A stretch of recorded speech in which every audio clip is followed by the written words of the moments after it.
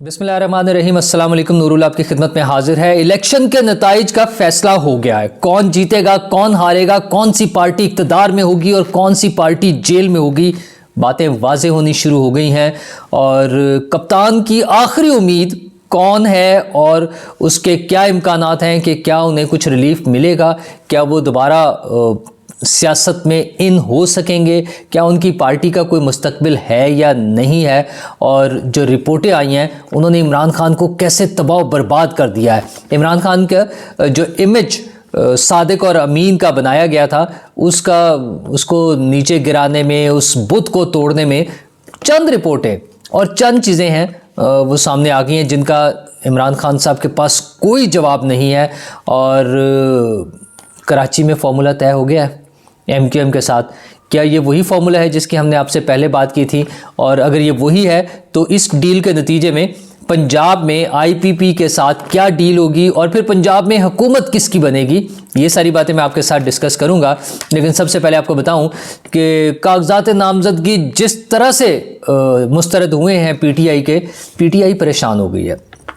उनका एक बड़ा दावा तो खुद मुस्तरद हो जाता है, जो उनका कहना था कि अगर इमरान खान खंबे को भी टिकट दे दे तो वो जीत जाएगा। तो फिर ये परेशानी क्यों है कि हमारे सीनियर लोगों के कागजात मुस्तरद हो गए हैं? अच्छा, नो डाउट कागजात मुस्तरद हुए हैं और काफ़ी सारे हुए हैं, लेकिन हम क्यों भूल जाते हैं कि PTI ने क्लेम ये किया था कि सबसे ज़्यादा कागजात नामजदगी हमारे लोगों ने जमा कराए हैं। 2400 लोग, 2400 प्लस 2434 कुछ इतने से थे। तो उनमें से अगर 100 के कागजात नामजदगी मुस्तरद हो गए तो 2300 से ज़्यादा फिर भी सबसे ज़्यादा कैंडिडेट्स तो PTI के होंगे मैदान में।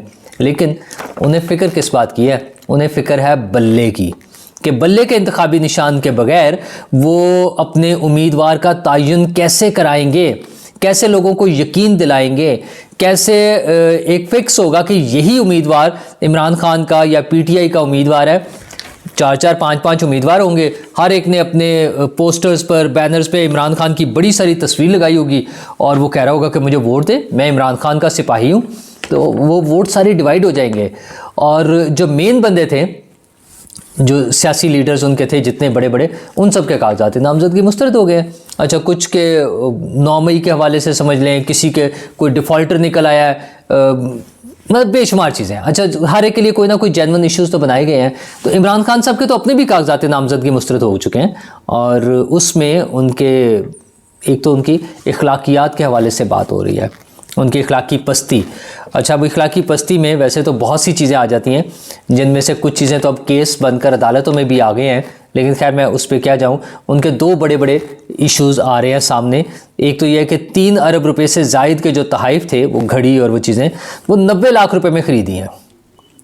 अब आप सोचें, वो इमरान खान मतलब 300 करोड़ वाली चीज़, 300 करोड़ से ज़्यादा वाली चीज़ 1 करोड़ से भी कम में ख़रीद लिया है, यानी 1% भी नहीं, 0.2% प्रॉब्ली वो, या 0.3%, 0.25% तकरीबन वो बनेगी कॉस्ट, उसकी जो है वैल्यू जो है। मतलब ये वो इमरान खान साहब जो शोर मचाते थे कि मैं ईमानदार आदमी हूँ और ये लोग लूट कर खा जाते हैं, वो इस एक रिपोर्ट ने उनका जो इमेज था सादिक और अमीन वाला, कि जी वो एक ऐसा महात्मा है, एक इतना बड़ा बुत बनाया गया ईमानदारी का, इखलाकियात। क्या खुद इमरान खान साहब दर्स ये देते थे ना, मैं तो इखलाकियात लोगों को सिखा रहा हूँ, मैं तो शऊर दे रहा हूँ। वो लोगों को जो शऊर दे रहे थे, जो लोगों को इखलाकियात का दर्स दे रहे थे, जो लोगों को ईमानदारी सिखा रहे थे, जो लोगों को रियासत मदीना बनाने की तरफ लेकर जा रहे थे, उनका अपना आलम यह है कि 300 करोड़ से ज़्यादा का गिफ्ट 90 लाख रुपए में ख़रीदा है। अच्छा, और सारी कैश ट्रांजैक्शंस, पैसों का कहीं कोई जिक्र नहीं है। और यही वजह है कि फिर उनके अकाउंट्स जो सामने आए हैं उस पर भी सवाल उठ रहा है कि 31 करोड़ के जो उनके असासे हैं, वैसे तो लुटमार है ना, आप सोचें एक गिफ्ट ही उसका जो लेवल है, लेकिन 31 करोड़ के जो उनके असासे हैं, 3 करोड़ से 31 करोड़ हुए, उनके पास कोई जवाब नहीं है कि ये आए कहाँ से हैं। उनका उनका सोर्स ऑफ इनकम क्या है, उनका कारोबार क्या है, वो क्या कुछ कर रहे होते हैं, कहाँ से कमाते हैं, उनकी इनकम कहाँ से आती है, उनके पास कोई जवाब नहीं है। इवन उनकी जो प्रॉपर्टीज़ है, उनका बनी गाला वाला घर है, उसके बारे में दर्जनों मरतबा झूठ बोल चुके हैं। पहले उन्होंने उधर फ्लैट्स खरीदे हुए थे, वो बेचकर बनी गाला खरीदा। फिर उन्होंने उनसे मोहतरमा जमाइमा साहिबा से उधार लिया और फिर वापस किया, और ये सारे ड्रामेबाजी हुई, और अब वो गिफ्ट हो गया हुआ है। मतलब झूठ, चूँकि झूठ के कोई पाँव नहीं होते, झूठ को कितनी देर तक चलाया जा सकता है।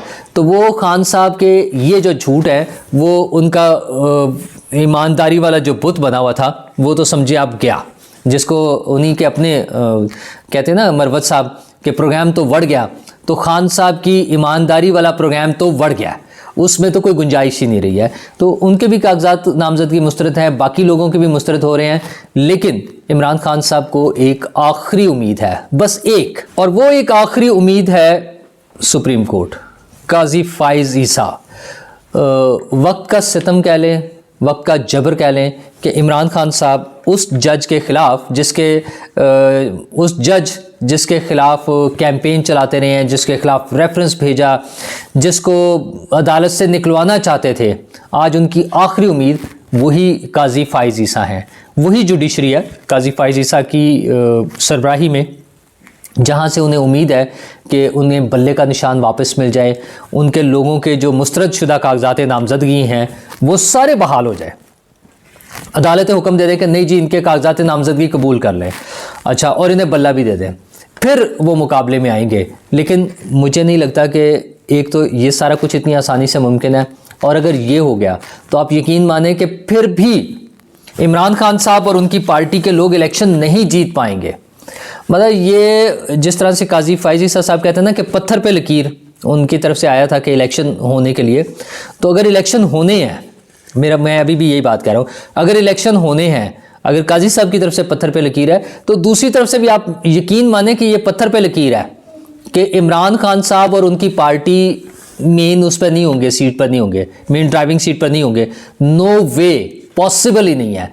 तो लेकिन ये फैसला अब अगले एक हफ्ते के अंदर हो जाएगा। काजी साहब जो ही वापस आएंगे और ये सर्दियों की छुट्टियां ख़त्म होंगी, वैसे तो अब फौरी तौर पे ये अदालतों में चले जाएंगे केसेस, और अदालतें इस हवाले से जो भी डील कर रही होंगी, लेकिन फाइनली ये फैसला जो है आप समझें कि काजी साहब के वापस आने के बाद होगा।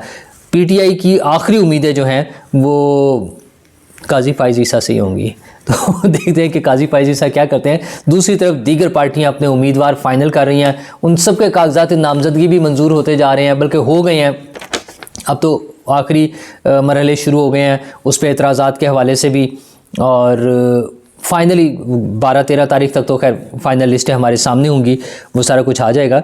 लेकिन नवाज़ शरीफ साहब ने एक तो बड़ी एक्सटेंसिव सी चला के अपनी इजलास सारे लोगों के इंटरव्यूज़ किए हैं और फाइनल कर रहे हैं अपने उम्मीदवार। उसी चीज़ों में उन्होंने जो एक बड़ी चीज़ फाइनल की है जो नज़र आ रही है, वो है उनकी जानशीनी। तो नवाज़ शरीफ साहब की जानशीन जो है वो, या सियासत में नून लीग की जानशीन जो है वो मरियम नवाज़ ही होंगी। एक जो था ना थोड़ा सा कन्फ्यूजन के शायद हमज़ा को भी कुछ रोल मिल जाएगा, और मकबूलियत के साथ साथ कबूलियत वाला जो कॉन्सेप्ट है उसमें हमज़ा शहबाज को फ़िलहाल टोटली आउट कर दिया गया। बल्कि जो मखसूस नशिस्तें और सीटों के हवाले से, टिकट्स के हवाले से जो चीज़ें हो रही हैं, उसमें अभी तक शुनीद यही है कि वो लोग जो हमज़ा के ज़्यादा करीब थे शायद उन्हें उनकी नॉमिनेशन नहीं होगी, उन्हें सीटें नहीं मिलेंगी। बहरहाल मरियम नवाज़ के लिए प्रॉपर कैंपेन शुरू हो चुकी हुई है।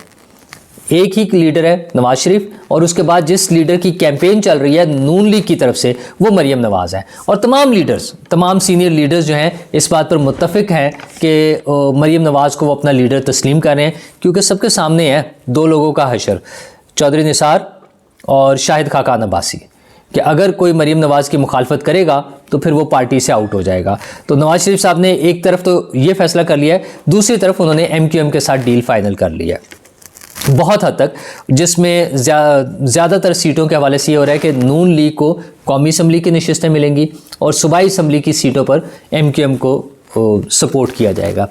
तो ये वो फार्मूला है जो मैंने कुछ अर्सा पहले आपके साथ डिस्कस किया था कि नून लीग के लिए प्लान ही ये है कि वो जहाँ जहाँ भी उनका इत्तेहाद होगा किसी भी पार्टी के साथ, वहाँ पर वो कौमी असम्बली की सीटें अपने पास रखेंगे और सूबाई असम्बली की सीटें दूसरी पार्टियों को दे देंगे। तो MQM के साथ तो ये सारी चीज़ें हो गई हैं, क्या IPP के साथ भी ऐसा ही होने जा रहा है? आपको याद होगा हम कई मरतबा बात कर चुके हैं कि नून लीग मैक्सिमम 4 सीटें कौमी असम्बली की देने को तैयार है IPP को। शायद ये और स्क्वीज़ हो या बस इसके आसपास ही नंबर रहे। हाँ, सूबाई असम्बली की सीटें वो मैक्सिमम बढ़ा सकते हैं जितनी भी ज़्यादा हो जाए। उसकी वजह क्या है? उसकी वजह फिर वही साजिशी थ्योरियाँ, कहानियाँ जो हम सुनते हैं कि नून लीग कौमी असम्बली की सीटें जीत कर वफाक में हुकूमत जो है वो नून लीग की बन जाए और सूबों में दूसरी पार्टियों की हुकूमत हो, इंक्लूडिंग पंजाब। तो क्या नून लीग पंजाब पर कॉम्प्रोमाइज़ कर लेगी? ये एक बड़ा सवाल है।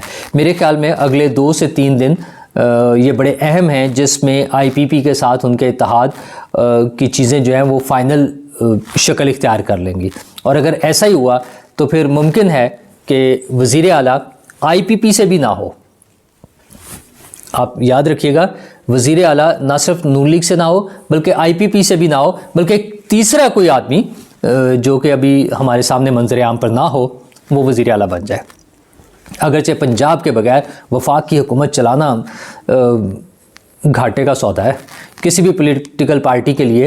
ये हम बार बार तजर्बात देख चुके हैं, लेकिन यार लोग कहते हैं कि बातें तो फ़ैसले तो हो चुके हुए हैं, डील्स हो चुकी हुई हैं, एग्रीमेंट्स हो चुके हुए हैं। अब अगर कोई पार्टी नहीं मानेगी तो फिर वो भी नहीं मानेंगे। तो क्या वो ज़्यादा ताकतवर हैं या अवाम का वोट?